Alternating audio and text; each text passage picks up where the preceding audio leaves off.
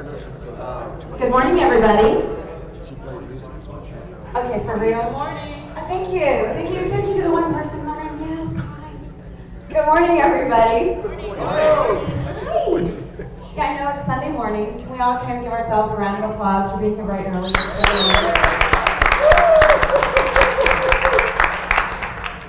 Actually, you are the smartest people for over the course of the weekend. This is a session that I wouldn't want to miss, and I'm so happy that you're here. I've actually had the opportunity to work with Mitch, and I've been working on a project that I've been struggling with and figuring out how to put together. It's really an incredible branding project that I've been working on in the Caribbean, a multi-million-dollar project, and I was stuck. And I didn't know, how many of you have ever had like this really great idea and not, you know you've got something, you've got this brilliant concept right between your head that you've come up with that you know can help so many people, yet you can't quite figure out what to do with it. Most of us. Okay, I'm in a good company. Because I kind of thought I was crazy. I'm like, what's wrong with me? Entrepreneurs can figure these things out. I must really be a terrible entrepreneur. What's wrong with me? And I called Mitch and I said, hey, I'm working with somebody. Do you think you can help me out? And he said, well, let's spend some time together. And we got on the phone, and he was more than generous with his time, with his insights, and in the time that we spent together, I haven't even had a chance to tell you, the time that I spent with Mitch, it was every insight I needed, and there was one element that shifted my entire thinking where I didn't need to worry about giving away my entire brand, just licensing certain elements of it. And the way he was able to help me frame it, both in my mindset and my attitude, as well as my language, allowed me to put together the proposal that I felt great about, that if I gave up, right, because that was my thought, well, if I give up this concept that I've created, I'm giving up something myself, I'm giving it away. And how many of you have ever gotten attached to your content ideas? I'm like, I can't do that, this is brilliant. But what would happen if no one could do it really as good as I do? And if they bought it, then what would happen? And Mitch simply said, well, don't think about like giving it away, thinking about what you would actually retain the rights to.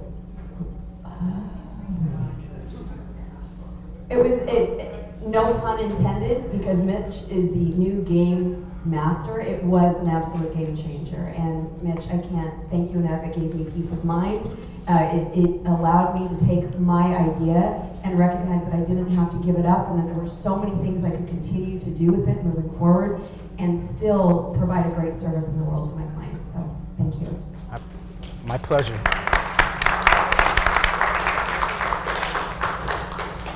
Officially, Mitch Axelrod is the creator of The New Game, author of The New Game of Business, The New Game of Selling, and more than 50 additional books, training, and educational programs that have generated over $3 billion for thousands of companies and hundreds of thousands of people. In business since 1978, Mitch has presented more than 3,500 seminars, workshops, webinars, teleconferencing clinics, and has trained more than 1 million people in entrepreneurship, business, sales, marketing, life skills, and winning the new game. Mitch is called the mentor to the masters. He has shared the platform with Jack Canfield, Dennis Waitley, Barbara Corcoran, Brian Tracy, Mark Victor Hansen, John Asseroff, Mari Smith, Jay Abraham, Michael Gerber, Les Brown, T. Harbrecher, Dan Kennedy, and many numerous other icons. A specialist on licensing IP, your intellectual property, and renting your content, he has earned millions of dollars licensing his intellectual property. Mitch's proudest accomplishment, he invested 10 years raising his son as a single dad, staying at home. Please put your hands together for a very warm welcome Thank to you. my friend. Thank you very much. Thank you. Come on, folks. Yeah. Good morning. All right. I am just beyond thrilled to be with you today. I know what it's like to get up on a early morning like this. So I really respect you, I honor you, and you're going to get 100% of me. Do I get 100% of you today? Yes. All right. So 1996, I'm in this very same town. 7:30 in the morning, I'm getting ready for a seminar, and it's very quiet. Big auditorium, 400 people getting ready to come in, and here comes this 6-foot blonde sauntering down the aisle. It was like one of those commercials, you know. I was getting on the stage, getting ready, And all of a sudden she comes up and I say, geez, I know you. You look familiar. And she puts her hand out and she says, hi, I'm Eliza. I said, weren't you here Wednesday night? I had done a seminar on Wednesday night. She said, yes. I said, why are you back? And she said the 5 words that changed my life and my business forever. You want to know what those 5 words are? Yes. I want more of you. You guys think I was on that day or what? Of course, her 6'5" boyfriend, Charles, was walking right behind her. So here's my question. You want more of me? Yes. Really? Yes. Okay, so what are we here to do? We're here to play a game. You guys like playing games? Yep. All right, so we're here to play the new game of intellectual property. Intellectual property is the most valuable capital asset in the world today. By the time you walk out of here today, you will have a completely different view of the most valuable real estate in the world. What's the most valuable real estate in the world? My brain. That's right. It's the 6 inches between your ears. The 6 inches. Who feels here that they're not really capitalizing, monetizing, and actualizing your intellect, your intellectual property? All of you? By the way, I'm not either. It's a never-ending journey. And so today, what we're going to talk about is how do you take that information, those ideas, the intellect that you have, and capitalize it, monetize it, and actualize it. In other words, turn it into money. So I'm going to share with you a lot of ground, and I want you to do something for me. Would you do something for me? Yes. You guys are all going to be writing notes, Yes. but here's what I want you to do. I don't want you to write the PowerPoint notes. I'm going to give you the PowerPoints, okay? What I want you to do is I want you to write down the ahas, the insights, the breakthroughs that come to you as we speak. You're going to see a lot of props up here. I'm going to share with you the deals I've done, how I did them, some of the little distinctions. I had the great good fortune in 1990 to be the keynote speaker at Brian Tracy's international program. Some of you know who Brian Tracy is. And I started the presentation with 6 words. These 6 words have been my true north from the very beginning of my business. Big doors swing on little hinges. Big doors swing on little hinges. I never look to push the big doors. I'm too small to push the big doors.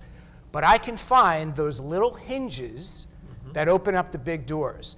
Today, I'm going to share with you the little hinges that will open up the big doors of opportunity for you to capitalize, monetize, and actualize that 6 inches between your ears. So you guys are ready? Are you ready to play? Yes. Really ready to play? Yes. All right. So here's a question. What's in the way? What's in the way for you to take what's here, bring it out to the world, and get paid for it? All right? What's in the way? I want you to write down just one thing that you think is in the way right now of you capitalizing, monetizing, and actualizing your intellectual property.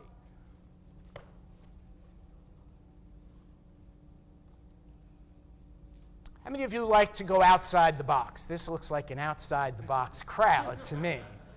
All right, you like to go outside the box? Well, here's my philosophy of outside the box. When you're outside the box, you're still tethered to the box. You're just inside a bigger box. So what we're going to do today is we're going to play a game called No Box Thinking. You're going to throw the box away. You're going to clean the slate, and you're going to come to this meeting with a beginner's mind. Can you do that? Can you wipe the slate clean?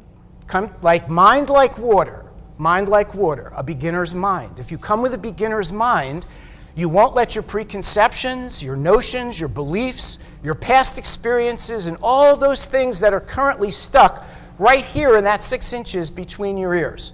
That's stopping you, that's blocking you. We're all inside of a box to some degree. Very often I talk to people about how do you start your day? How do you start your day? And a lot of people tell me they start their day with their to-do list. Some of you do that, right? Start your day with the to-do list. About 25 years ago, I had a breakthrough. I realized that if I started my day with a to-do list, every day I would drag the to-dos from the day before, and those things would not get done. And then I'd have all these to-dos, and every day I'd start this day with a whole list of things that I didn't get done yet. So I had two distinctions. One is I came up with a phrase, don't look at what's not done, look at what's got done. Don't look at what's not done, look at what's got done. And then I decided I'm going to start my day in a different way. I'm going to start my day with a clean slate. So I start my day every day now with a blank pad, a blank sheet of paper, a journal, and I can create from whole cloth the way I want to live my day. My most important value is love and freedom. That's what I'm about. All right? I play for the love of the game. When you play for the love of the game, you never work a day in your life. If you're not playing a game that you love, then look at the game you're playing and start to rethink it. Throw the box away. Clean the slate. There's nothing that says you have to, you gotta, you must. That's head trash. That's all that stuff stuck right here. Well, today we're going to liberate that. You guys ready for a little liberation? Yes. Yeah? You ready for some release? Yeah. Okay. So here's the thing. We're sitting in a world today that's transforming right between our very eyes. Right between our very eyes. So let me tell you how this game got started for me, all right? And this is a really great example of using the most valuable real estate in the world. All right, let me look around the room, see. Anybody here can tell me what this is? It's a cassette player. This is a cassette player, okay? So obviously you guys know what this is. This is a cassette, okay? That's what you call this. This is a cassette player. You know what I call this? This was my first ATM. I'm in a seminar in 1990. I'm teaching about 400 insurance agents. First thing I tell people is record everything. Record everything. I've got 3,000 hours of recordings. I've recorded almost every talk I've done. I've recorded every coaching session I've done. 2,500 of them will never see the light of day. The other 500 have made me a fortune. Record everything. I was smart that day. I brought this little machine with me, put this little cassette in here. I don't even know how it goes in anymore. I don't even really remember how this thing works. Been a while. I hit play and record. And I put it down. Okay? I do my thing, 90 minutes. Guy comes up to me afterwards. He's like, Mitch, that was the greatest thing I ever heard. Can I get that cassette? What would you have said when he said, can I get that cassette? Just, I don't want you to yell it out. Just think about what you would have said, all right? What you would have said. Here's what I said. What do you want to do with it? Big doors swing on little hinges. Big opportunities change on a question, on a word. I'm a wordsmith.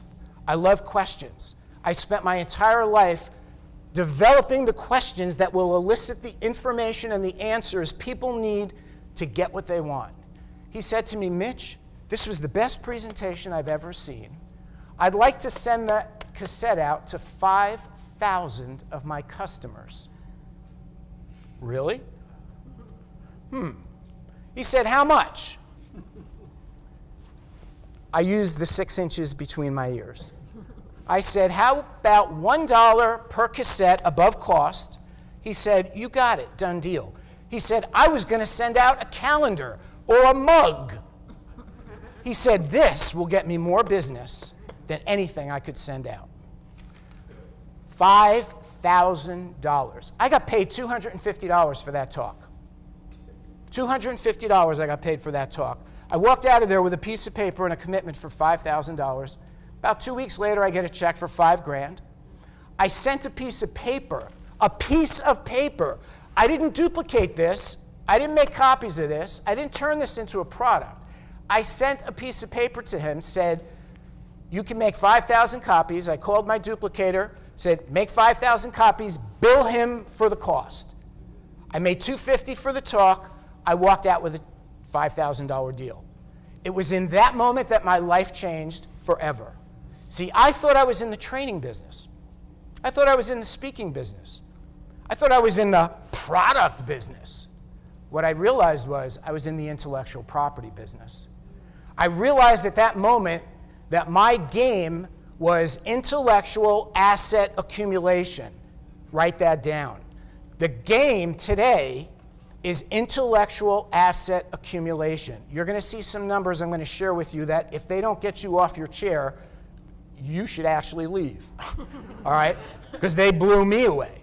That was my first experience, but the story doesn't end there. A couple of weeks later, I get a phone call. Now, I have put my phone number on every one of these cassettes. This is just a demo cassette, okay? And, you know, we had a label, and I had the label, and I had the phone number there. Pretty smart, right? Mm-hmm. What did I know? The duplicator told me to do it. He says, you should put your phone number on the tape. Okay, great. So my phone number's on the tape. I get a phone call from a guy. He's a lawyer. I said, what are you calling me for? He says, got to be bad news. He says, no, I just got this recording from the guy who sent it to me. It was the best thing I've ever heard. I said, well, thank you very much. He said, I'd like to send it out to 10,000 of my customers. Okay, what am I missing here? I said, would you pay $1 per cassette? He said, done deal. A couple days later, I had a check for $10,000. Okay, sent a piece of paper to him, made a phone call to my duplicator, 10,000 copies. Are you starting to begin to get a little bit of a different perspective? What are we going to do today? We're going to throw the Box away. one more time. We're going to what? Throw the box. Throw the box away. 10,000, 5,000, that's $15,000 for this. For this. I made $250 for the talk. I realized that the game had changed. All of my colleagues at the time, Dennis Waitley, Brian Tracy, all the people I've got the really great privilege of sharing the platform with, they all had warehouses filled with what? Products. I'll show you some product in a minute. What else did they have? If you have a warehouse, that means what do you have to put in it? Inventory. What does a warehouse and inventory cost? A lot. I've never had a warehouse. I've never had an inventory. I've never had more than 5 of any of my intellectual properties in stock at any one time. I stopped selling product 23 years ago. I began to license my intellectual property. In a little bit, I'm going to show you the difference between the two. Okay? So, first distinction. You are in the intellectual property game, and your goal, like my goal, has been to develop my intellectual net worth. All right? And I'm pleased to say that I've been able to license now products around the world. I've got programs and products and IP in 35 different countries, made millions of dollars, started renting my content in 1996. I'm going to tell you that story. That'll knock you back a little bit. And here's the amazing thing, is I've been able to help my clients create $3 billion of revenue. All right, so I made money doing what? Helping other people make money. Very, very critical distinction. And as we go along today, you're going to begin to see how no-box thinking can liberate you from the trap of form. We're going to talk about the distinction of form versus function today. Very, very important distinction. All right? So, first thing I want you to really start to begin to understand is that intellectual property is something you have. We all have it. Most of us don't value it, or we undervalue it. Fair assumption? That this is yes, this is no. Give me a sign. Anyone will do. All right? And so what I want to do today is I want to help you to release and liberate all of the power you have. It's been said that we have about $730,000 of untapped, unrealized capital value right here. In America, I don't know about the rest of the world, but in America, virtually every business valuation has at least 30% more value and it's intellectual property that's not being valued. Can you imagine if you think about what your business is worth, add 30% to it because the intellectual property that you have is probably not even on your balance sheet. Is that a fair assumption? Anybody have intellectual property on their balance sheet? One person? No, one person. Have you heard of something called goodwill? I don't mean Goodwill Hunting, goodwill. What is goodwill? What is goodwill? Goodwill is an intellectual property, right? Goodwill is customer value. Is it tangible? Is there anything tangible about goodwill? No. Goodwill is an intellectual asset. You know, goodwill is an asset on a balance sheet in a business. There's a line item for goodwill. All right? Wait a minute. What's going on here? Well, I'm going to tell you that over the past 20 plus years, I've had the good fortune to license my programs, license my IP to dozens of companies, Fortune 500s, all the way down to local businesses. You have no idea what a gold mine you're sitting on within driving distance of your house. Seriously. All right? So I want to tell you a little bit about the new economy. This is a quote from the World Intellectual Property Organization. Intellectual property is the major currency in the new economy of knowledge. In this new economy, wealth is generated through the creation and control of intellectual property. You're going to see some numbers that will actually astound you. And now, throwing these numbers out, they're so big, I can't even wrap my brain around it. But I'm giving you these numbers to help you to understand we are at a transformational time in our history. Intellectual property is now the biggest, most valuable capital asset in the world. If you look at the top 10 companies by wealth, 70 to 80% of their wealth is in what? Intellectual property. You don't even realize it. Your breakfast, your food, everything is intellectual property. Recipes, solutions, systems, formulas. You have intellectual property. $5 trillion is the amount of intellectual property-based wealth in this industry that gets added to the U.S. economy. These are numbers from 2010, by the way, last year that we have actual numbers.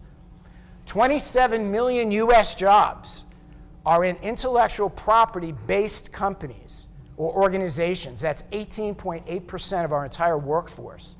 It's astounding, right? We don't even think about this every day.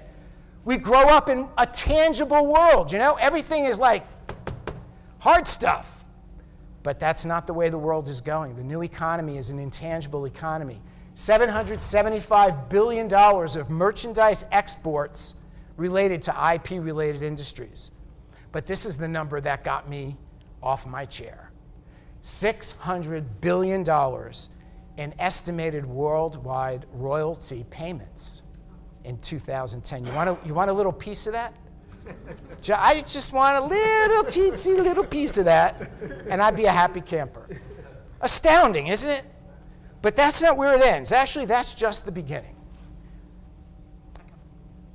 Pardon me? I skipped one. Thank you.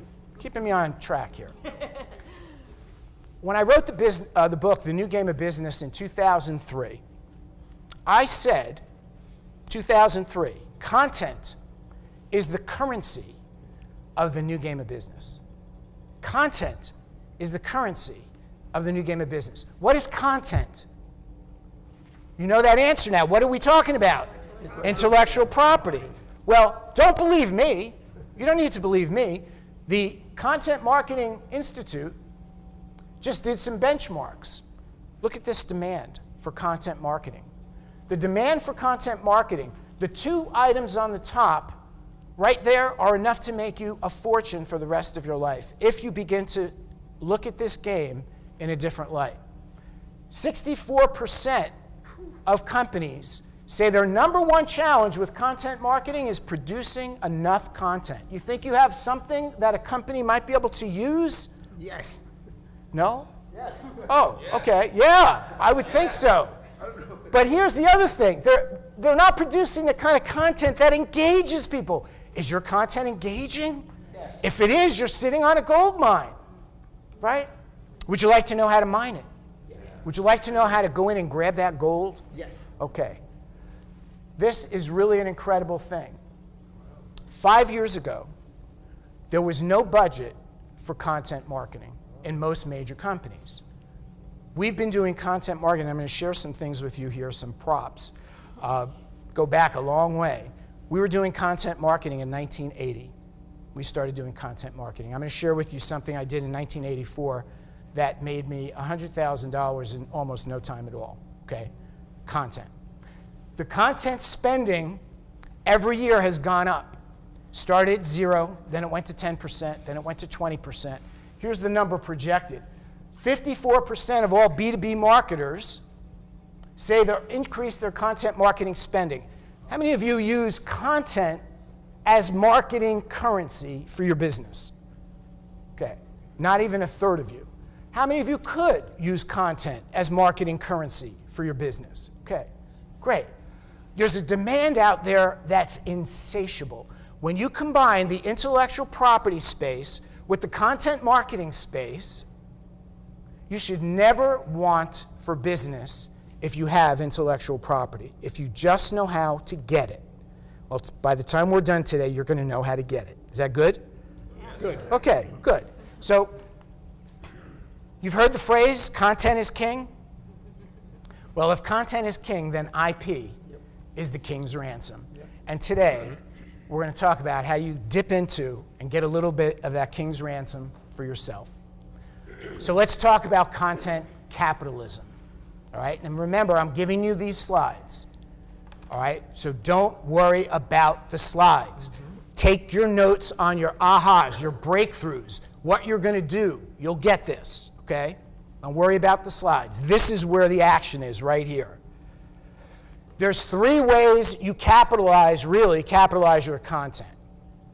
And I started doing this about, 23 years ago. I gave a presentation for the Speakers and Authors Networking Group called SANG. Some of you might have heard of it. It's the top 150 speakers and authors in the world. Best-selling authors, just the cream of the crop. And I gave this presentation. I gave this very presentation on a flip chart, all right, old school. And they came up to me afterwards and they were scratching their heads. I don't get it. I don't get it. Okay? Well, maybe you'll get it. Hopefully you'll get it because they didn't get it. First thing is we all sell to. Everybody sells to, don't you? You sell to somebody, right? We all sell to. That's a given. 25 years ago, very few people sold through. Sold through. Today, many of us sell through. We sell through distributors. We sell through affiliates. We sell through channels, right? So today, selling through is a lot different than it was 25 years ago. Are you maximizing your opportunities to sell to? Yes? No? No. Are you capitalizing on your opportunities to sell through? Probably not. Well, let me tell you a story about what happened in 1996. My wife and I decided to get divorced. My son was 8 years old, and I didn't want to be a weekend dad. So I was on the road 100 days a year as a speaker. And over 18 months, I had to get off the road because I chose to be a full-time stay-at-home dad. And fortunately, my wife and I are still to this day very good friends. We just agreed that we were going to have joint custody of my son. And that became my most important job for the next 10 years. But I had to replace 100 speaking days a year, not to mention the products and IP, right? So I'm about to go to Salt Lake City to do some filming with Brian Tracy, Dennis Waitley, and a whole group of other speakers. And I get a phone call. Guy says, Mitch, hey, I remember you, blah, blah, blah. I'd love to bring you in to speak. I had gone to this guy's office twice a year for like 5 years in the Midwest. He says, but we can't afford you anymore. My fee had gone from $500 to $5,000 for 90 minutes, and he just couldn't afford me. So he said to me, but here's what I propose. I will tell you the value of listening is I can't overstate the value of listening. I think of all the skills I have, I would honestly say that listening has become my greatest skill.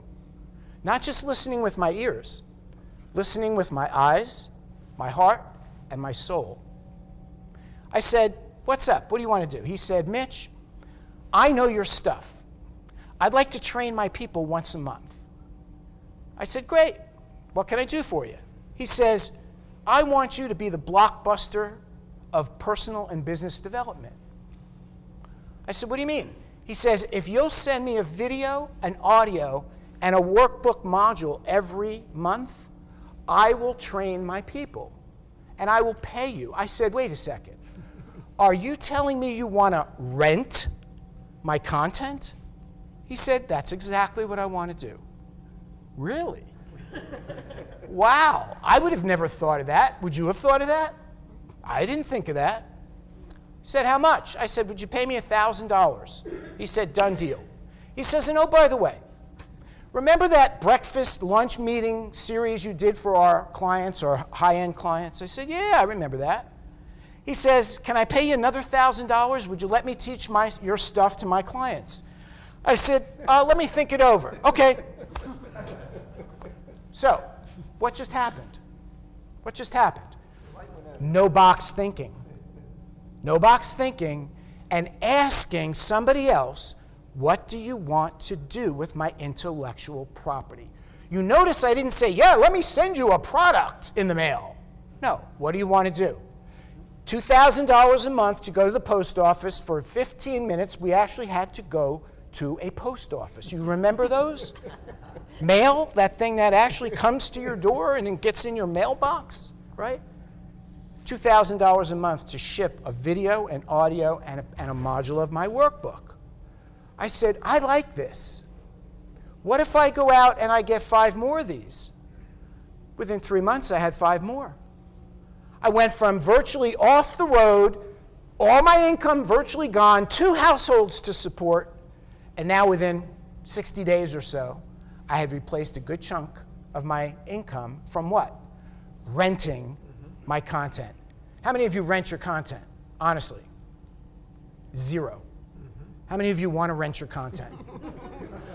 Really, do you want to rent your content? It is a cool, cool thing. And the opportunity's never been better. Never been better, okay? So this is an example of no box thinking. This is an example of understanding that you have intellectual property up here, and the minute you trap it inside a form, you diminish its value. And I'm going to say some things today that are going to go 180 degrees opposite of everything you've heard in this industry for the past 20 years. But you can decide for yourself what works for you. You have control over your life. You do what is in your best interest. So, 3 ways you capitalize content. You sell to, you sell through, and you rent your content. Now, if you're not selling to as much as you could, and you're not selling through as much as you could, and you're not renting your content at all, is it possible you might have $10,000, $20,000, $50,000 of unrealized IP right here? Yeah, really possible, right? So now we have to break some myths. And I hate to be the one to do it, but actually I love to be the one to do it. So I really want you to sit up and take notice here, because this is where the rubber meets the road. If you get this, I promise you, by the time this presentation is over, you will not be able to sit in your seats for very long, because this is what really got me off my chair. And I want you to really process this. No judgment, beginner's mind, mind like water, right? No judgments. You can disagree. It's okay. I'm not here to tell you right or wrong or good or bad. I'm just here to give you more possibility, all right? So let's talk about the difference between an information product and intellectual property. Information products, you create, you develop, you build, and then you sell, correct? Okay, I ask this question of every audience. How many of you love to sell? I just can't wait to get up in the morning and sell. One person. Seriously, none of the rest of you really don't love to sell? Bless you.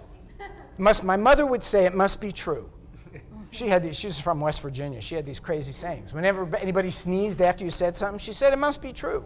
Must be true. Unbelievable. Imagine this. Imagine if instead you could sell it, then create it, and then develop it, and then build it. You saw on my title slide, I have 50 plus IP pieces of property. Every single one of them somebody else paid for and was sold, pre-sold, before it was even built or developed. People come to me. I had a guy come to me, he said, Mitch, I spent $75,000 to build my 6-cassette program, inventory, the whole thing. Right? He says, I got them all in my garage. Anybody have any product in their garage at all? Books, tapes, come on. Yeah, okay, right. He said, what do I do? I said, here's the deal. Is there one company on the planet, just one company, who has as customers people who would benefit from what you put together? He said, absolutely. I said, go out and make a deal. Here's the deal I want you to make. I want you to offer somebody the opportunity to get all of your inventory for $75,000, and then they're going to do what? Give it away. When I tell people that I've given away millions of dollars of content and intellectual property, and it's made me millions of dollars, what if you could give away your stuff and make millions of dollars? Wouldn't that be wonderful? Wouldn't that be wonderful? You can, because I've done it dozens of times. So you have a choice. You can create and develop and build and then sell, which is going to be a real problem if you really don't love to sell. That's one of the biggest obstacles. I rail against people who just say, make a product, dump a ton of money into a product, never asking the person, oh, by the way, have you ever sold a product before? How many of you really have a distaste or a fear of selling? Be honest, seriously. Yeah, I know, you're all full of crap. I know the real story, all right? I've been selling my whole life. And still, I feel like when I'm selling versus serving, so the switch I made 30 years ago is I don't sell anything. I serve. I serve, I deliver, and I serve some more. And people reward me with their money. I serve, I deliver, and I serve some more. And people do what? They reward me with their money. Do you see that difference? Second distinction.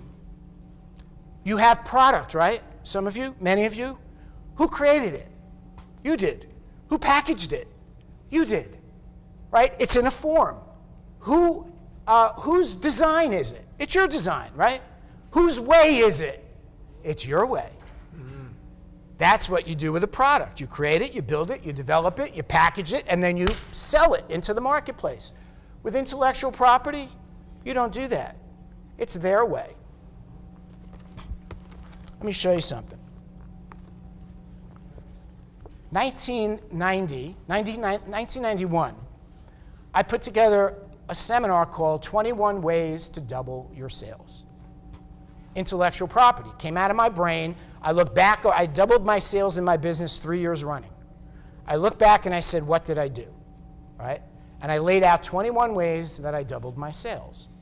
Went to an insurance company, said, how would you like to teach your people 21 ways to double your sales? They said, sign us up. We'll put 400 people in a room. Oh, by the way, can we record that? I said, let me think about that. Okay. Record everything. Record everything. By the way, did I say it? Record everything? Yes. Record everything. Seriously. Even if you don't use it, record it. So I said, sure. He said, okay, great.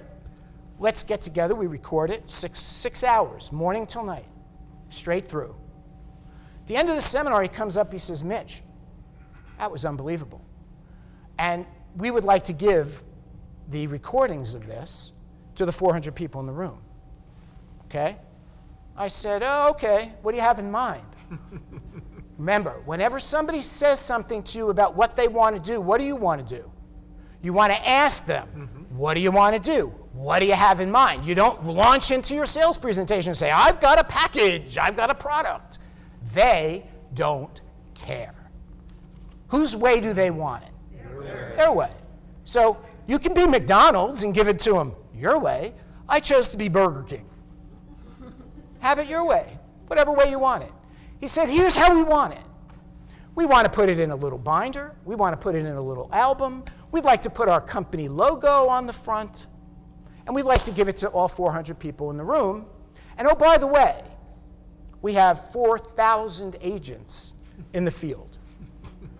I said, really? What do you want to do with them? He says, we want to do the same thing. I said, let me see, 4,000, okay, how about $10? Realize at the time, the prevailing pricing, Nightingale Conant, you all know them, right? Nightingale Conant. We're selling a 6-tape series for about $49, $39 in that price range, right? And they established kind of the market price for your traditional 6-tape series. When I said to him $10, his eyes went, boop. One condition. Oh, you duplicate it, you distribute it, you package it. I just want $10. I don't care. You put the package you want, $10. He said, handshake, done deal. 3 weeks later, I got a check for $40,000. But that's not where the story ends. Of course not. He said to me, Mitch, by the way, this is plain vanilla. Very stock packaging, right? This was my first iteration. What do you notice is this is not very fancy, is it? And you know why I always did things in plain vanilla? Because when you have plain vanilla, you can say to somebody, how would you like to pretty this up? Sprinkles, cherries, whatever, okay? All I care about is the intellectual property. I couldn't give a poop about the packaging. Why? Because I want to give it to them whose way? Their way. He says to me, come by the office in about a month. I want to talk to you. Go by the office. He says, Mitch, we're getting like ridiculous rave reviews. Our business is going through the roof. He says, you know, we really need to do something else. Watch this. I was about to say to him, wow, you know, I'm going to turn 21 Ways into a book. Isn't that what you do, right? You put together a program, you turn it into a book. But I learned something in sales, that if you listen more than you talk, sometimes people will actually buy in before you have to sell. So I was about to open my mouth and something intervened. He said, Mitch, the tapes are great, but you know what we need? We need a workbook. Oh, really? And so what do you want to do with that? We want to distribute it to 4,000 of our people and give it to all of our new agents. Really? Funny you should say that. I was just about to put a workbook together. I'll have it in a week. How much? He says. I said, well, you know, these things run about $99, $69, and I just had $10 in my head. I don't know why. I said, $10. He said, done deal. I said, one condition. What was that condition? He prints it, he packages it, he ships it. Now, here's the thing. This was the 12th largest insurance company in the world. They owned a printing company. He could print this cheaper than I could, right? So I said $10, and he was like, oh, you kidding me? Yeah, great deal. A couple weeks later, got a check for $40,000. So let's recap. I did a seminar. I got paid a good fee to do this seminar. He wanted to record it. What did I say?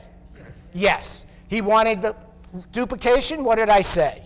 Yes. He wanted a workbook. What did I say? Yes. I got very good at saying yes. Okay? Well, he gives me back the recordings, packaged beautifully, right? I own it.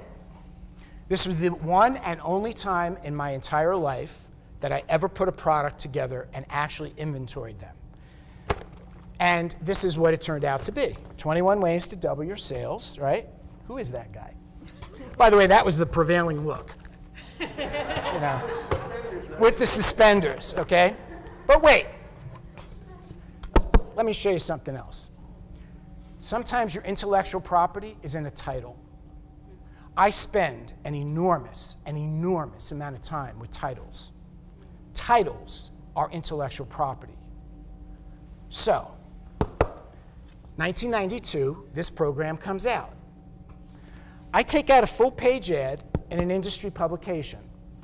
21 ways to double your sales, life insurance selling, okay? This went out to every insurance company, every insurance manager in the entire industry. And I wrote this in that, that like kind of advertorial style, right? Well, this little baby right here got me about, 50 speaking gigs. We sold 1,000 of these packages, had an 800 number at the bottom, 1-800-94-SALES, right? And this flew off the shelves. Well, what do you think happened when people got this? My phone started to ring. So let's recap. I did one seminar. What did I do with the seminar? I turned it into this. I turned it into this. I turned it into this. I copyrighted the title, and I became known in the industry as the guy who can show you 21 ways to double your sales. My consulting fees went up. My speaking fees went up. Are you beginning to kind of get a little more of an idea here? Okay. Another distinction. Intellectual property versus information. The problem with information is you have the overhead, right? When I didn't actually warehouse these. They went in my garage. I wasn't about to pay warehouse, right? Made a space in my garage, but they flew off literally. They went out like in months. We were out of them. And what I realized was while all my friends had this inventory and overhead, that's expense, isn't it? And when you have expense, what do you have to do? You have to sell enough to offcut. I didn't have any expense. I didn't want any expense. With intellectual property, you don't have expense because it's a profitable capital asset. This is such an important distinction I want you to get. Information products are not assets. They're liabilities. All right? I know that the inventory can be an asset on your balance sheet. But from a cash flow point of view, what are they? Right? You got to cover the inventory. You got to cover the overhead every month. So I wanted nothing to do with that business. That was not my game. The next thing, when you have a product and you're trying to sell it to somebody, you are a vendor, correct?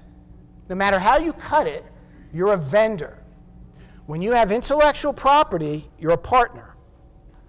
When you take your intellectual property out of form, out of the packaging, and you begin to realize what's inside the intellectual property, now all of a sudden you can unleash that. And that changes it from an expense to an asset, and now you are seen not as a vendor, you're seen as a partner. Mm-hmm. And what are you a partner in? You're a partner in profitability. Because the real big distinction here is, as intellectual property is a capital asset, the purpose of intellectual property is to make everybody money. The purpose of a product is to make who money? You. Now, maybe your product helps make other people money, but until they make money, it's what? It's an expense out of their pocket. Well, I was never seen as a vendor. I was always seen as a partner. Because every time I walked in, I said, how can we make money together?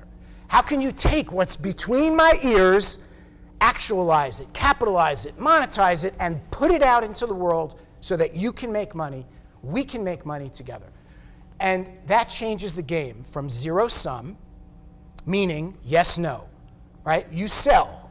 People either buy or what? They buy or what?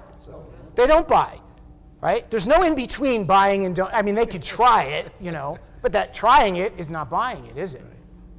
So think about this. You're playing a zero-sum game, and you don't even know it. You don't even think about it. Have you ever thought about how selling is a zero-sum game? It's either yes or no, buy or no buy. Amazing, right? Intellectual property is a whole different game. Many alternatives. And how do you get all those alternatives on the table? Through what? Through cooperative collaboration. Ken has been talking about it since the very beginning. Collaboration, collaboration, collaboration. When I walked through the door, people saw me as a partner. You know, I kind of jokingly said, you guys want more of me, right? I want you to think about your customers. Do they want more of you? Or do they want no more of you? Got some of those? I got some of those. Actually, I got some of those that I'm really happy they don't want no more of me. That's supposed to be, come on, folks. Come on. Lighten up a little. This is a game. This is fun. Taking it too seriously. That's part of the problem, right? Are you in love with your products and services? Come on. Yeah, I know. I am too. 2001, and I have 50 IPs, and they're all over the place, right? And they were in my office, you know, and I don't like pictures of people on the wall. I'm a pretty simple guy, you know. I'm a minimalist by nature. But I used to look around the office and I'd say, I would get sick looking at all this stuff and saying, I got to get it. I put it all down in the basement because it got in the way of me being able to serve people to produce profit. I kept thinking, how am I going to sell that? And how am I going to sell that? And how am I going to sell that? And how am I going to bundle those two together? I spent half my day trying to think about how I'm going to sell people instead of how I'm going to serve them. Take your products, put them away for a little bit. Give yourself a month away from your stuff. All right? Even go work with somebody else. In 2010, some of you know the Speakers and Authors Networking Group, founded by a very close friend of mine, Larry Benet. And he needed help filling the room. I took 10 days off of my business in 2010, went up to LA, and I sat with him belly to belly, shoulder to shoulder, and we worked together to bring speakers and authors into that room. I invested 10 days to build a Rolodex that you would not believe. I am on speed dial for every speaker you can imagine, every consultant. Why? What did I do for Larry? I served him.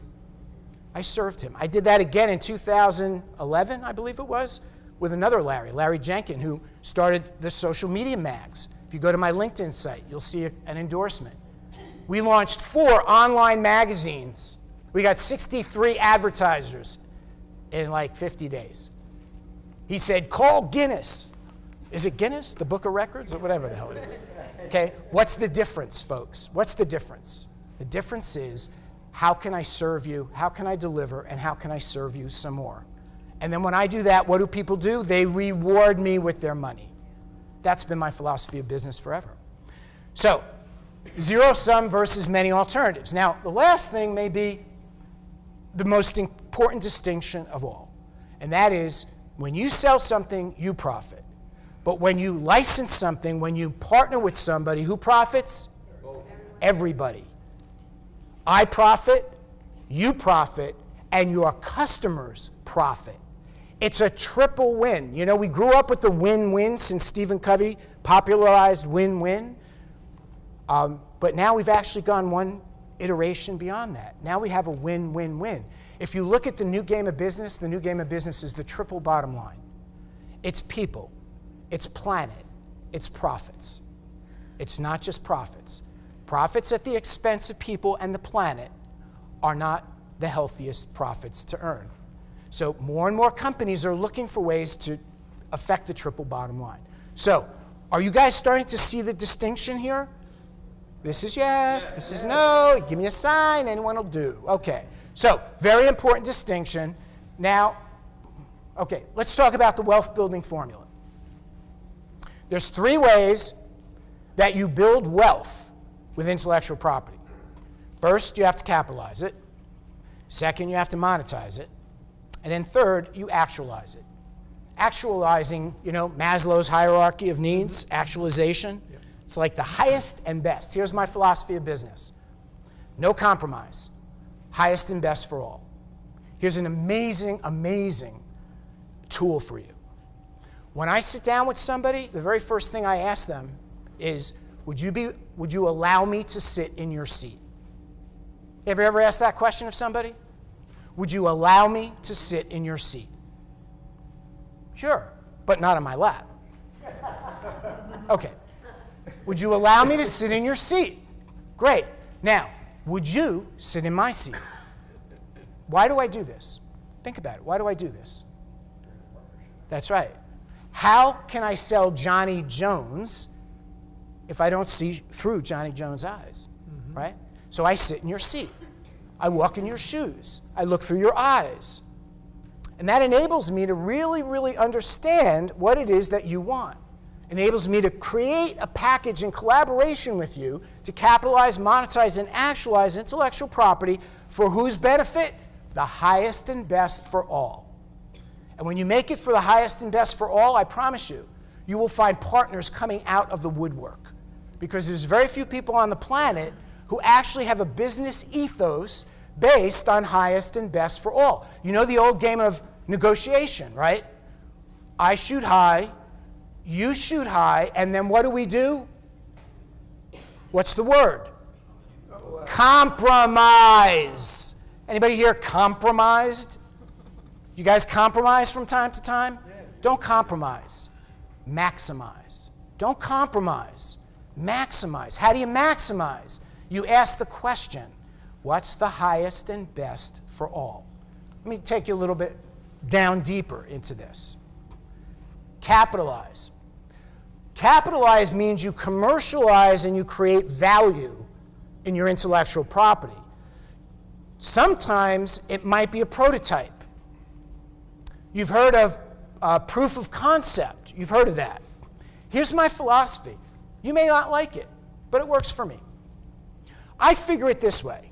If I have a concept and I can't sell that concept to somebody, they sure as hell ain't going to buy the product. Right? So why not sell the concept first and then allow them to have it whose way? Their way. So you have to go from concept to commercial ready. Commercial ready means your idea, your concept is thought out enough that you could sit down with somebody else and say, here's how we can make money together. If you can't have that conversation, then you want to have somebody from the outside help you to conceptualize the value, not of the product, but of the intellectual property, and how is that going to make money for other people? You guys with me on that? That's what's known as capitalize. Now, in some cases, you can go right to monetize. What did I do with this cassette? I actually did the capitalize in 30 seconds. He said, I want it. I capitalized it in my brain. Concept. What should I ask him? I wonder what I should ask him. How much? What do you want to do with this? Oh, that's a good question. What do you want to do with this? And he told me. That's going from concept to commercial ready in 30 seconds. And the result was $15,000, right? I went right past concept and capitalize. I went right to monetize.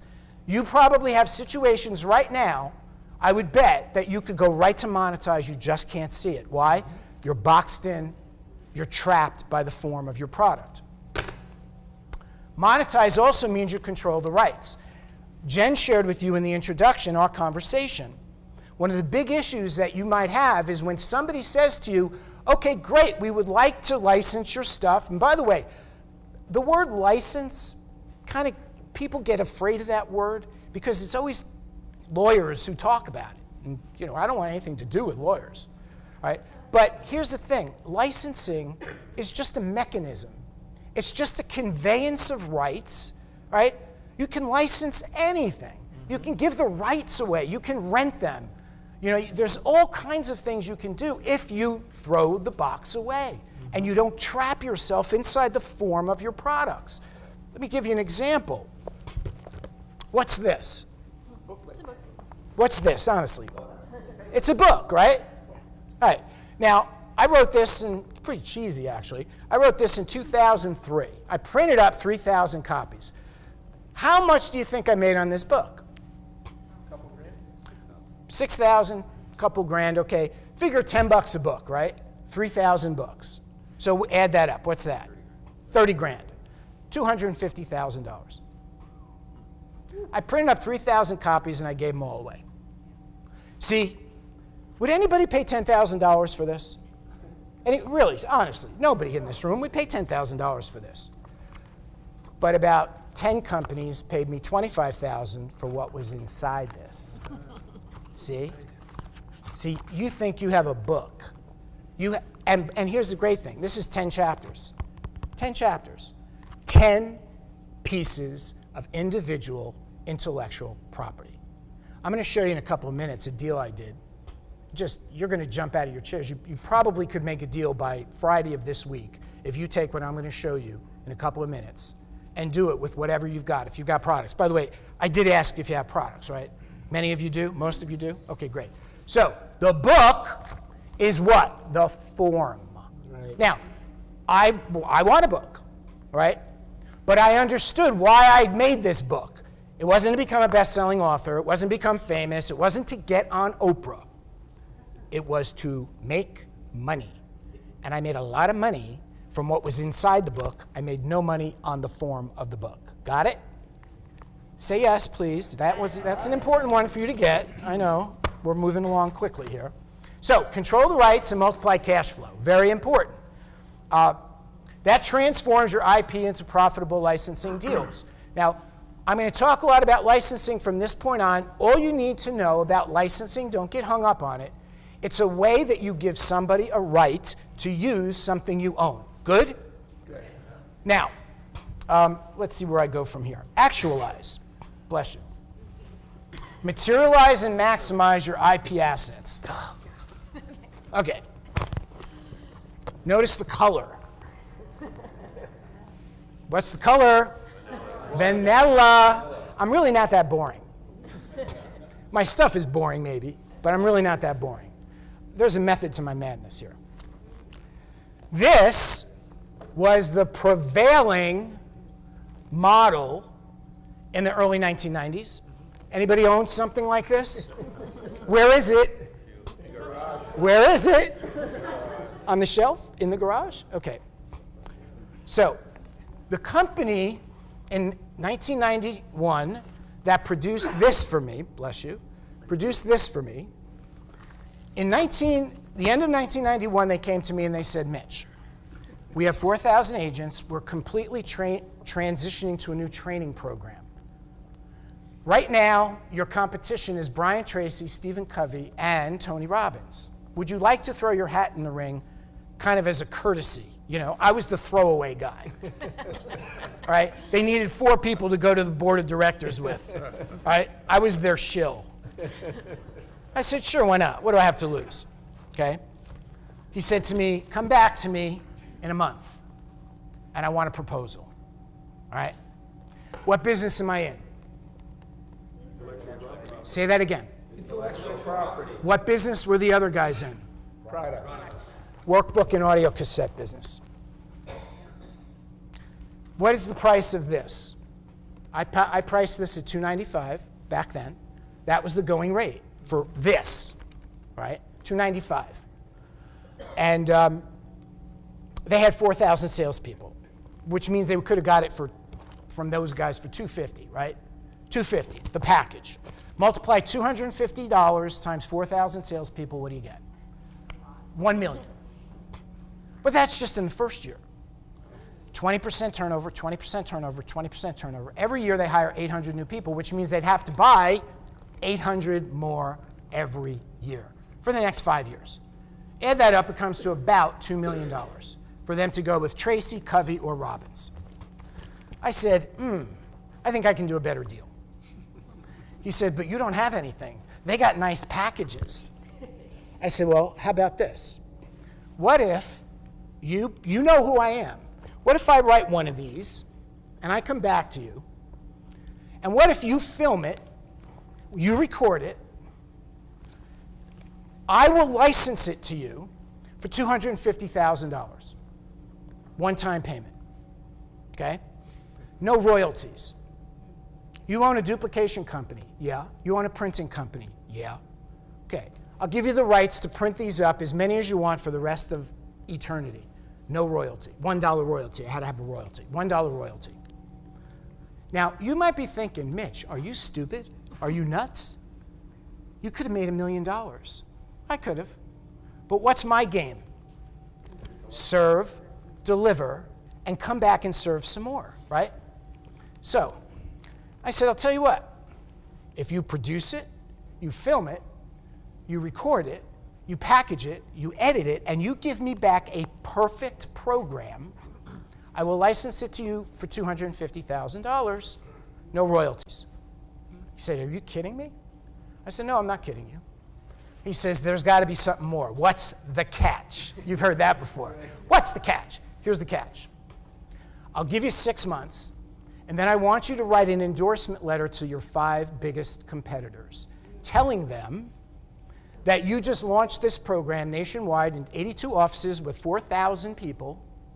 And oh, by the way, if you don't mind, I'd like you to do a series of 3 press releases to the industry to tell them that you are ramping up to launch this, we called it maximum sales effectiveness, okay? You've seen this thing, right? You've seen this package before. It's probably giving you the heebie-jeebies because you actually paid for something like this and it's sitting on the shelf somewhere. Okay, so here's a couple of quick things, and I really need to speed up, but here's the thing. I won the deal, but I had to make a concession. He said to me, Mitch, this is the sales VP of the whole company. We're sitting there, and this particular day I decided to bring an extra pair of underwear with me, okay? Because I could not believe what I was about to go experience. You know, I'm a pretty humble guy, family of 8. I'm the youngest of 8 kids. My dad, God rest his soul, was a New York City cop. You don't get any more blue collar than NYPD blue. I have really, no right to be up here based on my heredity. Fortunately, as they say, you can overcome your heredity. But here's what happened as a result of this. He basically said to me, Mitch, you know why I'm here? Yes. I learned something really early in my game. If you're selling to a company, there's a corporate mission, right? Everybody has a corporate mission. But when you're selling to an individual, that person has a personal agenda. I cannot tell you how many people's personal agendas I fulfilled that made me a fortune, because when push came to shove, personal agenda trumps corporate mission. He leans across the table and he says, you know where I want to go. You're going to help me get there. He wanted out of the home office and he wanted an agency of his own. He needed a deal. He says, here's what I need you to do. I need you to throw in 21 ways to double your sales into the deal. Okay? But that's not all. Before I did 21 ways, I did a program called 10 Powerful Marketing Approaches, and I had presented that to them and I licensed it to them too. Notice plain vanilla, right? I said, man, you really drive a hard bargain. He says, you give me that, I walk next door and get this contract signed. By the way, I didn't write the contract. I had their attorneys write the contract. I took it to my attorney, cost me $750 of legal fees to do a $350,000 deal, okay? Mm-hmm. Why? Because I asked him, I said, would your attorneys draw the contract? He said, you're right, our attorneys will. Guess what? He walked next door, he came back 30 seconds later. I had a $250,000 check in my hand. Have you ever had a $250,000 check in your hand? The only thing I regret is I didn't take a picture of it. I was so excited, I had to cash it right away. I had to deposit it. I totally forgot to take a picture of it. $250,000, but that's not where the story ends. He says, Mitch, now we're going to distribute this, but we need you to come out to the field and teach it. I said, really? He says, yeah. He booked me 86 days, full fee. 82 offices, 4 regions, full fee, no bureau, speakers fees, nothing. $250,000, $100,000, another 86 gigs at full fee. Turned out to be about a $600,000 deal. Wow. And I didn't know what I was doing. Really, I didn't know what I was doing. I learned quick, okay? So, let me show you another trick. A couple of years later, now I got my toy. Oh, by the way, I didn't tell you this story.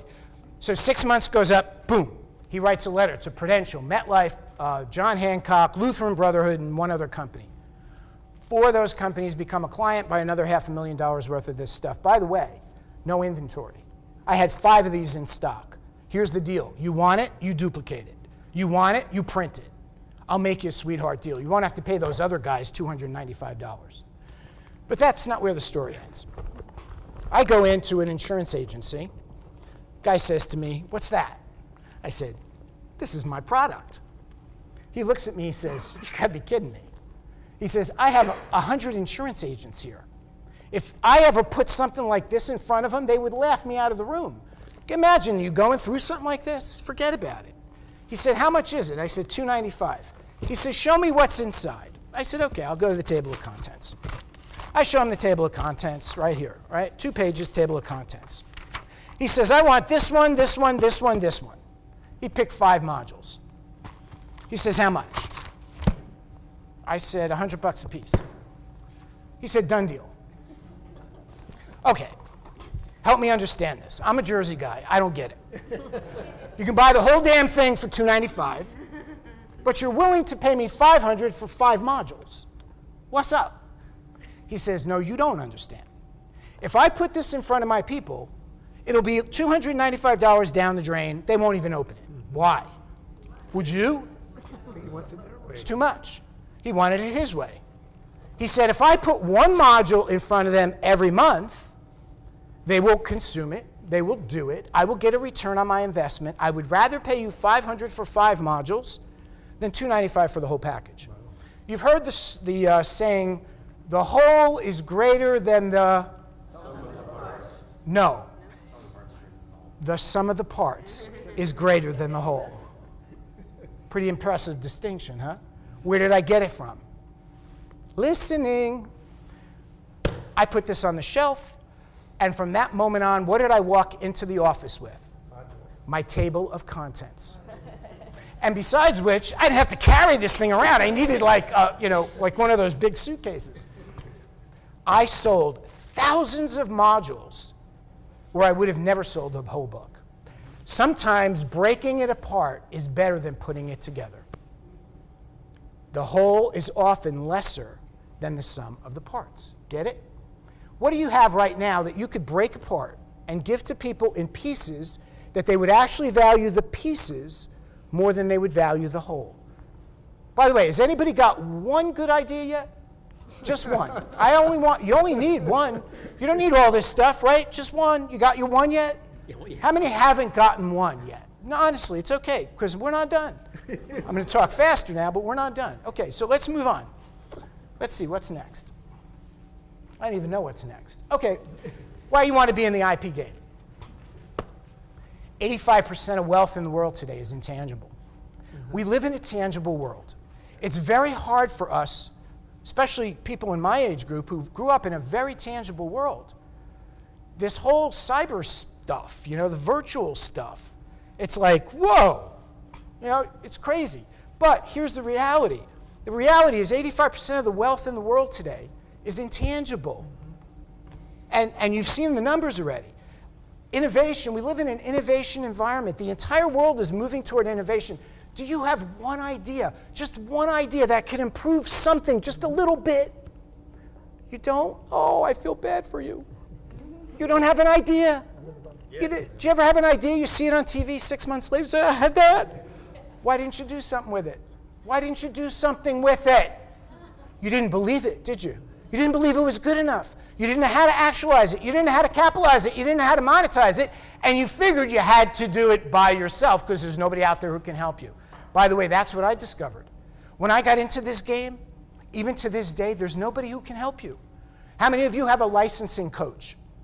How many of you have an intellectual property financial advisor? How many of you have stocks, bonds, mutual funds, and traditional assets?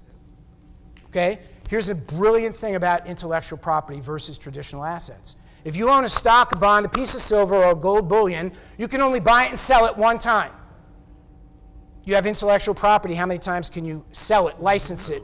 Unlimited. Unlimited. Biggest asset class and percentage of business, I already shared with you some of the numbers, right? The game is changing, folks. The world is moving to intangible value. You have it, you own it, you possess it. It's time you let loose with it, don't you agree? It's time you liberated it, you released it, you capitalize it, actualize it, monetize it. Does well in any economy. Doesn't matter what the external circumstances are. Why? Because you're not selling a packaged good. Next thing, perpetual ownership. One of the great things about my work, everything that I have here will live on. How many of you want to really make a difference? Really make a difference. How many of you want to reach millions of people? It ain't going to happen selling your crap one person at a time. You got that? Got it. You got it, okay. High demand, you can do it anywhere. 2.5 years ago, I got rid of everything I owned. I sold everything, gave it away. In 45 days, I lived in New Jersey most of my life. I grew up in Brooklyn. I moved to San Diego with 4 suitcases. Okay, 4 suitcases. I still don't own much more than that. I live in a little rented apartment, minimalist. That's me. Why? Because I value my freedom. I can pick up and go anywhere I want. Can I make money with this stuff anywhere? Oh, yeah. Anywhere. Yes. Anywhere. Don't have to own it or control it. You don't know this yet, but you will. You can make a fortune with my intellectual property. You don't have to own it. You don't have to even control it. All you have to do is know about it. Because there's somebody out there, I bet. The other day we did a little rejection-proof networking. Was that helpful for you guys? Was that good? Yep. Did you find somebody yet in this room who could find you somebody you're looking for? Yep. Yes. This is yes. Come on, yes. Yes. I asked, every hand went up. Do you know somebody who's in need of capitalizing, monetizing, or actualizing your intellectual property? Everybody's hand went up. Every single one of you knows somebody who knows somebody. All right? And that's the key, is when you stop selling your stuff and you start looking for collaborative partners, everything changes. You don't have to own it. You don't have to control it. You can be a finder. You can be an agent. You can be a partner. It pays over and over again. Now, here's one of my pet peeves. All right? I respect all my colleagues. No judgment. I don't agree about the whole notion of not trading time for money, because you know what? We all trade time for money. Isn't that true? Yep. So here's my philosophy. If you're going to trade time for money, trade time for maximum money. Got that? Don't sit around saying, I don't want to trade time for money. How many of you have been trying to sell passive investments or assets for years? How many of you have become financially independent doing it? Just maybe John, but maybe 1 or 2, right? But very few people have the ability to create systems and formulas. I'm not systemic. I'm not systems driven at all. I can create frameworks, but I'm not systems driven. Besides which, I love my work. I love people. Not all of them, most of them. Okay? I love my work. And if you had $1 gajillion, Bill Gates got more money than you could spend in 100,000 lifetimes. What does he do? Sit on the beach all day and sip pina coladas? No! You got to do something. So I say increase your AI, your active income, increase your PI, your passive income, increase your RI, your residual income. Intellectual property does it all. You could reach 1 million people in the next 100 days, I have no doubt, if you begin to look at how you can move your content through other organizations and then realize that one deal can make you rich. I made $250,000 in cash, another couple of $100,000 in speaking fees, got $100,000 of production value, and a product I own forever. One deal. And today the opportunity is greater than ever. So let me take a minute and stop. Who wants to play the IP game? You guys want to win this game? Yes. Okay. You got some good stuff here? Yes. How are we on time? Oh, okay. So, about 5 years ago, you guys heard of Harv Eker? Yep. I was speaking on his platform three times in 2008, and I met a guy. It was the first time I ever met a guy who was in the licensing game. And we started talking. And he said, you know, Mitch, you're the only guy I've ever met who actually did this stuff. Everybody else talked about it. I said, you know why? Because I developed a mantra about 17 years ago. You might have heard this from other people, but you're looking at the guy who created it, because I created it for myself. How many of you are perfectionists? A little bit, just a little bit, a little bit. Is that getting in the way in some way? So I used to be a perfectionist. Now I'm just, like a half a perfectionist. But I said to myself, you know what, Bodie, here's what I'm going to get up every morning. I'm going to say, imperfect action beats perfect inaction every single time. Imperfect action beats perfect inaction every single time. My mantra then became, take imperfect action, take imperfect action, take imperfect action, get the plane off the ground, and adjust while you're in the air. If you don't get the plane off the ground, you can't get to your destination. Most of us are afraid to take off because we don't think we have all of our instruments, the ducks are lined up, it's nice clear skies. It's never clear skies. Even when you take off, you get up there, you think it's clear skies, and all of a sudden the clouds come in, right? So take imperfect action. So we got to talking. And I said, why don't we keep in touch? This is 5 years ago. Sometimes things take time to circle around, right? But we planted the seeds.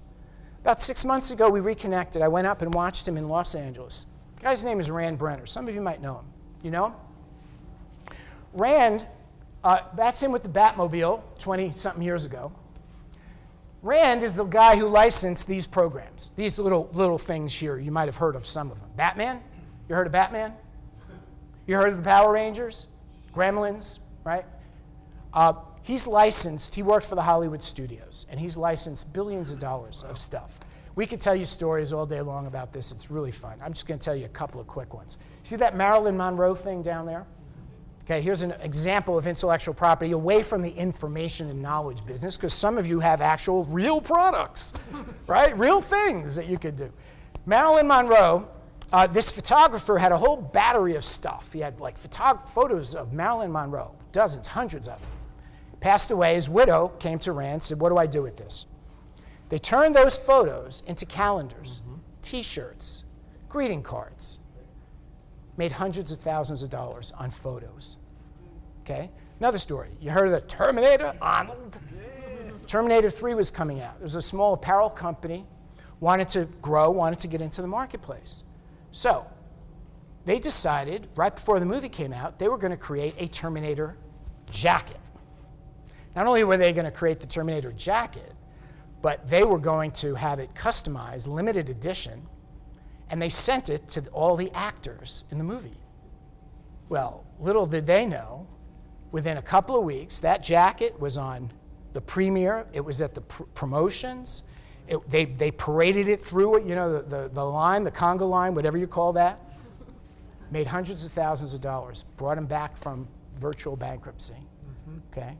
Are you starting to get an idea of what you have and what you're sitting on if you could just open your scope a little bit? So Rand and I got to talking and he says, Mitch, there's nobody teaching this stuff. There's nobody, really, have any of you had coaching and licensing? Nobody. Nobody, we did a search online, nobody teaching, nobody helping people with this stuff. I come from a financial planning background. I am a certified financial planner. I spent 10 years as a certified financial planner. 30 years ago, this month, I got my CFP. And I said, I have a financial and business background. You have the licensing stuff. Why don't we come together and why don't we help people to master the process of licensing? All right? And it was like the light bulb moment. Now, he's been sitting on this for 4 years. Collaboration. Collaboration. I wouldn't do it by myself. I don't want to deal with all this stuff. Well, we decided we're going to take all of his stuff, all of my stuff, and we're going to put it into a community where people can actually benefit from it. Because it ain't doing anybody any good in his head and on his computer. In 2003, I was at a conference. We were at the Book Expo in Chicago. A guy named Rick Frischman, some of you might know. He came up to me and said, Mitch, we're doing a seminar. Come on over. Would you speak for 30 minutes? I said, sure. What do you want me to talk about? He said, tell this story. I said, I can do that. Okay. Afterwards, people literally, it wasn't a table rush because I didn't have anything to sell. It was like a front of the room rush, right? It's like, we want more, we want more, we want more. Sorry, got none. I'm too busy doing it. I don't even have time to teach it, okay? And they said, no, please, please, please. Okay. So I said, here's what I'll do. I'll do a clinic. So I recorded a 4-hour clinic, stream of consciousness, and I just talked about the deals I did, all right? Then Steve and Bill Harrison asked me to speak at the National Publicity Summit. So I said, sure. What do you want me to speak about? We want you to tell this. Everybody's like, tell this story. It's like, oh, I'm getting sick of telling this story. But okay. So I came up with a program called 7 Steps to 7 Figures. How to sell your knowledge and information for big bucks. Because I had already done it. I wasn't teaching from a book. I was teaching what I'd already done. We recorded that. And then we recorded some more stuff. Then Rand recorded all of his stuff into an audio library, hours and hours. Then he put it on video. Then he did a whole series of webinars, right? Then he said, wow, you know, in addition to that, why don't I create all the documents that people need to license? How many of you have ever had to pay an attorney to create a single document? What did that cost you, 20 or 30 bucks or something like that? No? Couple thousand, right? How much? Couple hundred, couple thousand, sometimes 10,000. He said, I don't want people to have to pay lawyers. I said, I like this guy. I like this guy. So he put together all the document templates. And he said, Mitch, you've got all this great content. Why don't you throw it in too? I said, okay. I did this whole series about how do you rent your content. And I said, all right, I'll put it in there too. And I got my worksheets and my playbook and all that stuff, and he's got a great newsletter. So we put together a little toolkit called Licensing Mastery, all right? And then he says to me, Mitch, you know, I got this resource library. Now, here's a licensing guy who's got this freaking information, this incredible intellectual property, and he doesn't know what to do with it. Come on. You got to be kidding me. He says, take a look at this. Would you like to have the company contacts of all the companies who license property? Would that be helpful? I didn't think this crowd would want that. How about the licensing and trade associations? How'd you like to be able to go in an association and say, how'd you like to be able to create some non-dues paying revenue? See, you don't get it yet. You really don't. I know you get more of what your intellectual property is marketing currency for your customers. The next iteration of this is going to absolutely transform. I say the information product business is dead. It just doesn't know it yet. The new game is intellectual property. All right? So when you think about trade associations, what do they all need? Like, what do they need? Money! Membership, right? How do they get membership? Imagine if they took your intellectual property and made it a bonus to join the membership and paid you $5 per person. And let's say next year they had 10,000 members. Would you do that? Would you make that deal? I didn't think this crowd would make that deal. How'd you like to have intellectual property databases? The databases of where you go to get intellectual property deals done. How'd you like to have that? I didn't think you would. Public and private agencies. I'm going through this material and like the drool is coming off my lips. You have this stuff sitting in your computer? Are you nuts? Why haven't you actualized it and capitalized it and monetized it? He says, because until I met you, I didn't know I could do it. Yep. You inspired me to do it. I said, let's do it together. Did you ever have somebody pose a question to you that you didn't know the answer to? How do you feel when somebody poses a question to you that you don't know the answer to? I know a lot of people get really uptight because they think they're supposed to have every answer. I love it when people say, ask me a question that I don't know the answer to. You know what my answer is? Wow, I don't know that. Let's find out together. Nice. I said, let's do this together.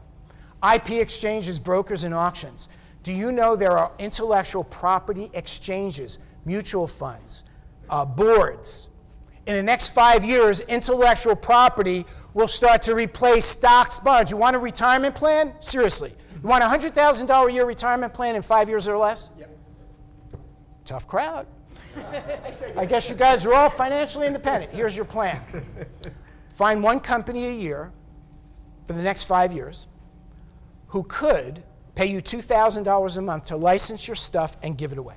You think you could find one company that could pay you $2,000 a month to give your stuff away? Because if you can't, then you shouldn't produce it. You got it? Yes. One company a year, 5 years, $2,000 a month, 4 years. 4 companies, $8,000 a month, $100,000 a year. I promise you, in the next 5 years, you will have intellectual property in your retirement plan as part of your retirement portfolio. The game has changed, and it continues to change. But getting in the game is not enough. You all have stuff sitting on the shelf somewhere that you haven't used? Yeah? Here's what we know. If you don't have coaching, if you don't have inspiration, if you're not at the game, playing the game continuously, what happens? You get out of the game. So we decided to create the IP Licensing Academy. We took all of his great stuff, all of my great stuff, put it in there. You get access to it all.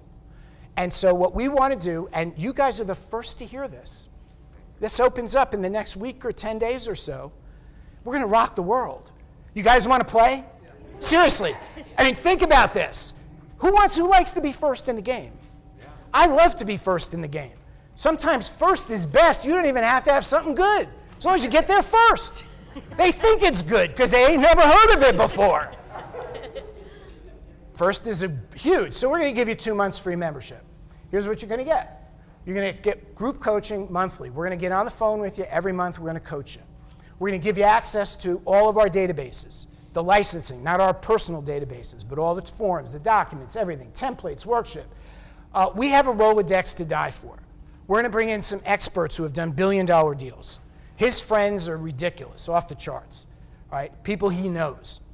So in addition to that, every month we're going to add audio, video, whatever, to give you opportunities to go into a niche market. Let's say you have a particular niche market that you really know well. I went into the insurance and financial services. Why? Because I was a certified financial planner. I knew their language. I spoke what it is they spoke. So I went right back in there, made a fortune. Niche markets, monetizing, deal making. I am a deal maker. He's a teacher. I'm a deal maker. It's a perfect combination. You want to teach? Teach. I want to go make deals. You guys want to make deals? Or do you want to teach? You want to make deals or do you want to teach? Which is it? Teach? Who wants to teach? Who wants to make deals? Both. I do both. I love it. It's fun. Can teach and make deals. Structuring agreements. What to look out for. I lost a $100,000 sale because I was too aggressive and I was thinking about my commission and my money. I wasn't thinking about the customer. I had something that I developed 30 years ago called commission breath. Did you ever have commission breath? You walk into a meeting and it's like, woo! I could see this guy coming for miles. Commission breath. I had it, lost a $100,000 deal. Why? I was not collaborating, I was selling. Okay? Plus, what I like to call Rand and Mitch unplugged. When we get together and talk, the first thing we do is hit record. Oh my God. Yeah, Sandy can prove this. She's my partner.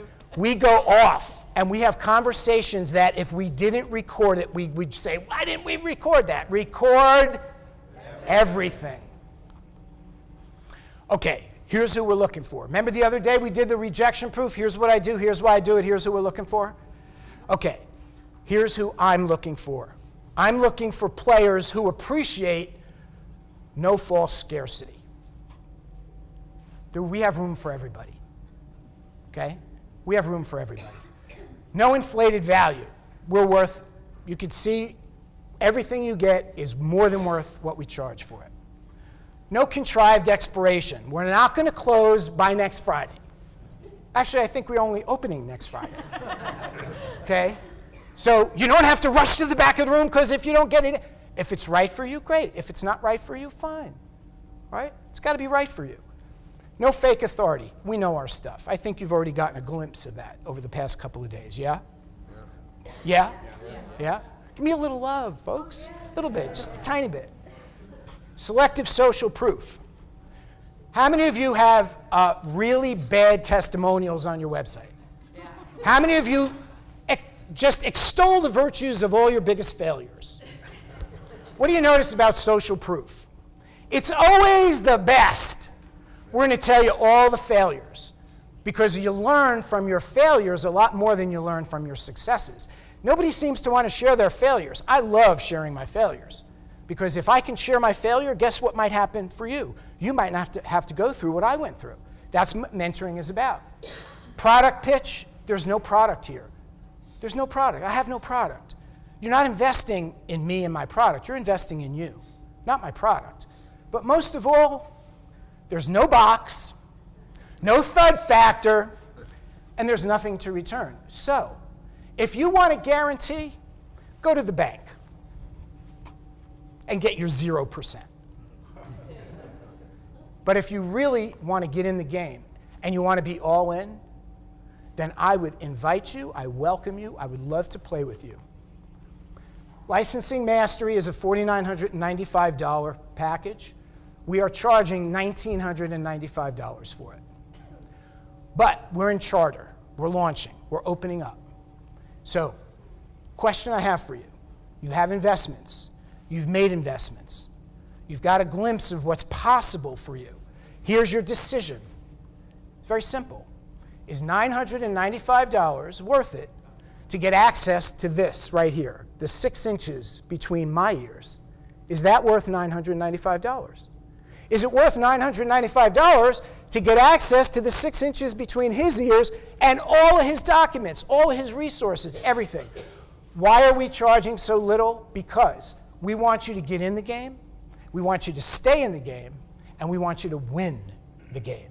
And you can't do that if you buy a box and put it on the shelf. You already know that, right? You know that. So, it's very simple. Forms are in the back. If you'd like to join us, I'm going to throw in one simple extra. And this is truly only for you and only for today. I charge $500 for a second opinion, and it's a steal of a deal. Back in 1990, I was known as the sales doctor. I had a business card that got me more business than anybody I know. I had 4 words on my business card. The 4 words were, want a second opinion. I'm the sales doctor. Want a second opinion? How many of you would like a second opinion? How many of you think you could benefit from a second opinion? Okay, a few of you. Good.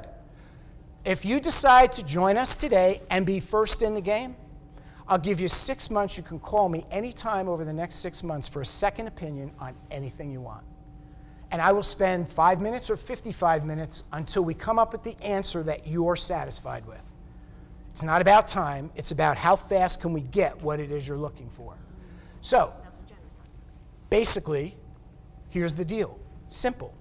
$995, 2 months free membership. At the end of the 2 months, if you don't want to stay, you take everything you got, you use it for the rest of your life, you go out, you make money. It's incumbent upon us to earn the right to keep you in the game. And that's the game we play. So, here's my final question of the day. Do you just want to sell boxes, or do you want to change the world? Which is it? You want to change the world? Then I invite you to go back, join us. It's been my honor, my privilege, my delight. And I just want to say thank you for giving me the chance to play with you today, because you're a player. You can change the game. And I very much look forward to meeting you on the intellectual property playing field very soon. Thank you very much. God bless you all.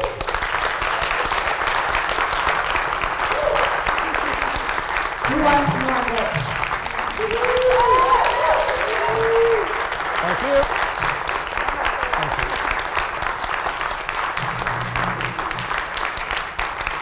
Thank you very much. Is there a box? Who threw away their box? I forgot I had a box to throw away until Mitch started talking. Did everybody receive one highlight, one action item? Raise your hands. Nice. Okay, almost all of you. Mitch, I'm sorry, and that was 6 months?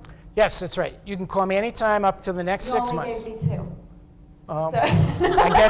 I guess I have to extend it 4 more months.